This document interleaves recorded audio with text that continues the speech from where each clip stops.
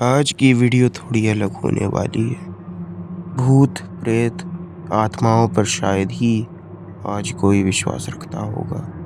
जब हम लोग छोटे थे तो हमारे दादा दादी और बड़े बुजुर्ग हम लोगों को भूतों की कहानियां सुनाकर डराया करते थे। मुझे भी इन सब चीज़ों पे विश्वास नहीं था, लेकिन ज़िंदगी ने कुछ और ही साबित कर दिया था। ये कहानी है लखनऊ के औरंगाबाद की, जहाँ पर मेरे पापा टीचर की जॉब करते थे और मैं, मम्मी और बड़ी बहन घर पे रहते थे। पापा अपनी जॉब की वजह से अक्सर घर लेट आया करते थे। अक्सर मैं और मेरी बड़ी बहन घर के पास वाले मैदान में खेलने जाया करते थे, जहाँ पर सुबह तो बच्चे खेलते थे लेकिन रात को कोई वहाँ नहीं जाता था। लोगों का मानना था कि वहाँ पे किसी का साया है, लेकिन हम लोग इसमें कहाँ विश्वास रखते थे। उस रात उस ग्राउंड की अकेली लाइट पोस्ट काम नहीं कर रही थी। अंधेरा छा रखा था। मैंने एक छोटी सी फ्लैश लाइट निकाली और उसको अपने शर्ट से लगा के हम लोग छुपन छुपाई खेलने लगे।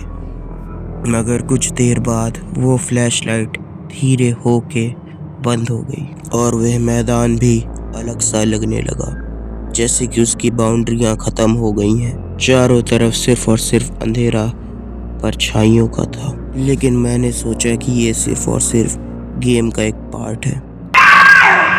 तभी अचानक पूरे ग्राउंड में हंसी की आवाज़ गूंजने लगी। ये खुशी की हंसी नहीं, या दिल दहला देने वाली हंसी थी।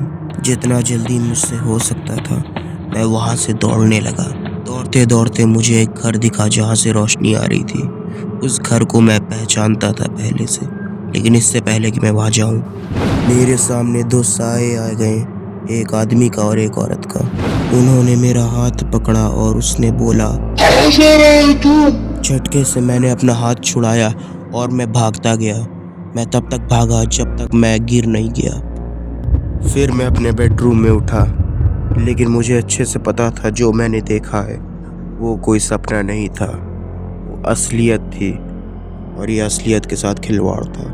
मैं अपनी बड़ी बहन को बताने लगा, लेकिन उन्होंने कहा कि हम लोग घर जल्दी वापस आ गए थे और ऐसा कुछ हुआ ही नहीं था। मुझे इस पे यकीन नहीं था, लेकिन मैं कर ही क्या सकता था। मेरी कोई सुनता नहीं।